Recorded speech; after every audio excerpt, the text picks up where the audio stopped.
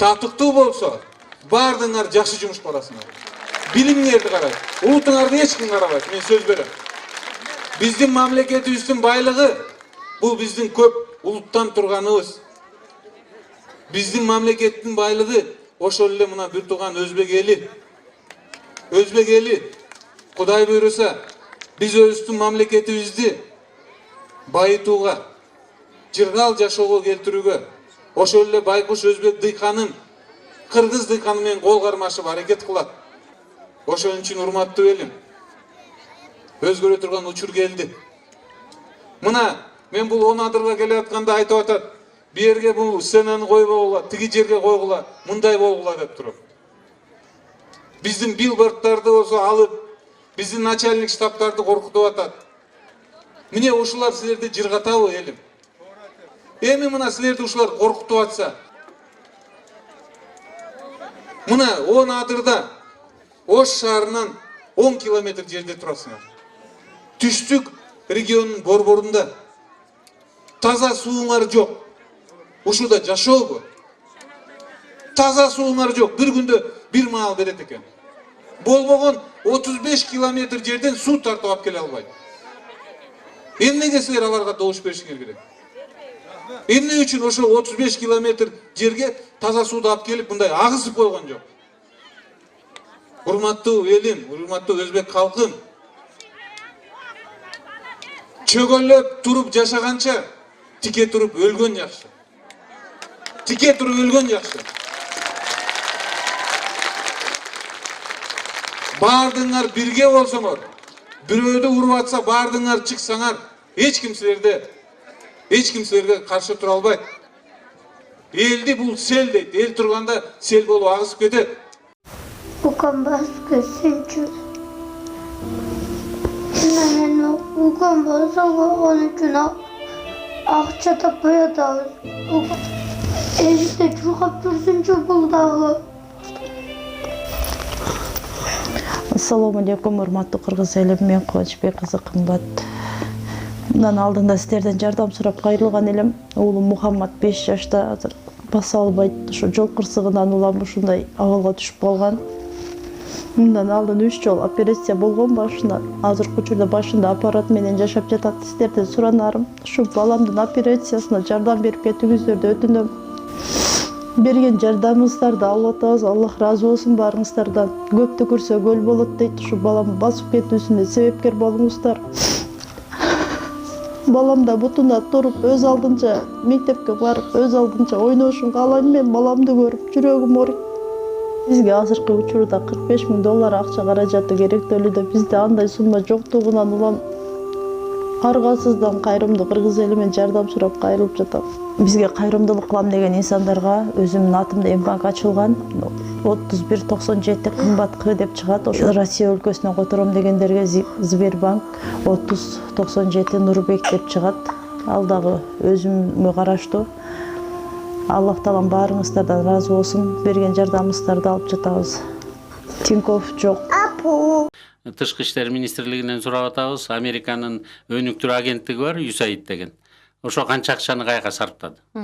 Мен билгенден 2008 жылы эле $58 миллион ушу Кыргызстандагы демократияны колдоо үчүн.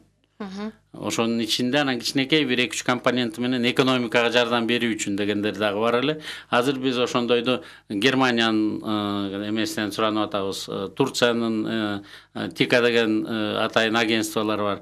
Мунун баарында бир гана кемчилик кетип атат. Мен тилекке каршы өкмөттүн мүчөсү, биринчи вице-премьерге чейин жеттим, бирок эми тышкы саясат бөлөк жакта болгондуктан мен сунушум бүгүнкүгө чейин өтпөй келатат да. Мен айтып атам, Японияга бир эле областты бербейли. Баткен же Нарын областын берейли дагы. Япония бир эле областты көтөрүп чыкпайбы? Жолун, здравоохранениясын, образованиясын баарын айтор. Япониядай бир татнакай кылып чыкпайбы? Америкадагы бир эле область албайбы? Ушундай бир 6 чоң өнүккөн өлкөгө Орусияны кошуп туруп бир көтөрүп койбойлу, 6 жерге бөлүп койбойлу. Андан ары майдаланабыз десек, бизде 40 посольство бар экен.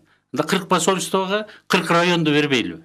Ушуга кыргыздарым да ичибизде тар кылбай, Шефкалуу сыяктуу болот экен да. Кылып туруп, анан ал жерге да татнакай Япониянын, Германиянын желегин, орустардын желегин илип коюп, мына ушул эки региондо бүт баарын башына аягына чейин, дарылоосунан баштап окутууга чейин төрөлгөндөн өлгөнгө чейин ушу өлкө жардам берип атат бизге. Мына ушундай образцовый болду деген ыкмага азыр ушунун жыйынтыгы менен дагы кайра дагы бир жолу сунуш кылып көрөйүн деп атам. Укпай турган болсо мыйзам жазайын деп атам да. Биз мыйзам дагы жаза баштадык да. Мындан ары ушундай кылайлычы. Кийин келгенде өлкөнүн жетекчилери көп эле келип кетип атпайбы бизгечи.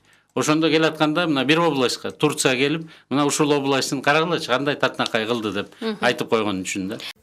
Азыр сиздер шайлап аткан бийликти биз тим кое турган болсок, анда бүт эле коррупционерлер депутат болуп ала турган болуп калды. Азыр ушундай убакыт болуп калды. Айла жок, бардык жерде коррупционерлер добуш сатып алып, депутат болобуз деп чуркап жүрүшөт. Аларды токтотуш мыйзам чегинде токтотуш керек эле өкмөт. Мыйзам чегинде бийлик чараны колдонуш керек эле. Бирок бийликке да баары бир болуп калды. Алар дагы тим койду. Тим койду. Сатканың сата бер, алганың ала бер деп тим койду. Эмне үчүн? Себеби бийликте отургандар өздөрү ошо коррупционерлер, алардын башка айласы жок. Алар ошо элди коркутуп, үркүтүп бийлиги менен сатып алмайынча башка айласы жок. Эл жөндөн жөн өзүнүн жүрөгү менен, акылы менен аларга добуш бербешин билет. Ошон үчүн тим коюшту. Эми мамлекет тим койсо, өкмөт унчукпаса, сата бер, ала бер деп тим койсо, биз эмне кылышыбыз керек? Биз дагы тим коюп, эмне болсо ошо болсо таштап кое албайбыз. Себеби мамлекет бизге керек. Эл журтубуз, Кыргызстаныбыз бизге керек туугандар. Ташиевти теледен гана көрүп тааныган нарындыктар талапкердин мекенчилдигин айтканынан кайтпагандыгын, бийликтегилердин кемчилдигин бетке айтып келгендигин баалашып, шайлоодо аны колдоо чечимине келишкендигин билдиришти. Буга жерде көп талапкерлер келип кетип атат. Өзүңүздөр да көрүп атсаңар керек, ак кишилерге мындай чогулган эмес, нарын эличи, мурунку талапкерлергечи. Азыр мына өзүңүз көрүп турасыз кандай келип атат. Элчи Камчыбек Ташиев келиптир десечи, шуну биз өңүн бир жубой көрүп алалы депчи. Анан бул ишин патриоттуулугун, өзүнүн эрдигин мындай бир кыргыздын духун аябай жакшы алып жүрөт экен да. Ушунчалык ыраазы болобуз. Азыр дагы ушу элдин мнениясы жаман эмес. Ушу Камчыбек Ташиевичке барып жолугалы, Камчыбек Ташиевичти колдойлу деп көп кишилер азыр кеп кылып калды да, ушундай мурунку талапкерлерге карагандачы. Şöyle жашоочулар мен ошолор керек. Мага спектаклдин кереги жок. Мага эл керек. Жасалма жолу ушул кылсаңар капа болосуңар. Эмнеден коркосуңар? Элдин абро чогултуш керек, эл менен сүйлөшүш керек. Ушулардын проблемасын чечиш керек. Ушулардын проблемасын чечиш керек. Мен атайын мына бүгүн таңга маалдан бери ушул жүрөгүм эл менен жолугат. Асыл болсо биз элди жолуктурбайсыңар.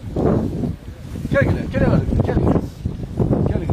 Келсин мына элдер, мына элдер, мына эл кирейди. Мына элди киргизбейсиңар. Жолуктурбайсыңар. Бу жерде 4 адамды коюп коюпсуңар. Андай болбош керек. Сага элдер мен алдыма тоспой болот.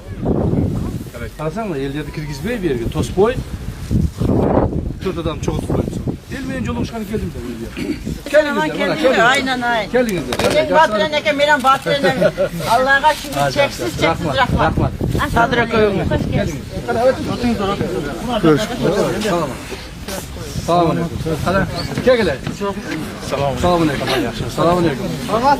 Salam aleyküm. Allah razı olsun. Salam aleyküm. Salam aleyküm. Mına yemi, mına ел dese olur. Туурабы? Ада булар элдерди дагы токтоп коюп, киргизбей, мени учураштырбай. Типти баягы дежурствогун кетирип берейин деп атат. Мен андайды жаман көрөм, айтып атам, урушуп атам буларды, андай кылбагыла. Мен атайын мына бүгүн эртең менен саат 5те тургам, ошо ойдон ушу элге жолугайын, элдин кабар алайын, элдин проблемасын угайын деп атайын. Булар болсо мени эл менен жолуктурбай. Эптеп эле кетирип киргизип. Ладно, бул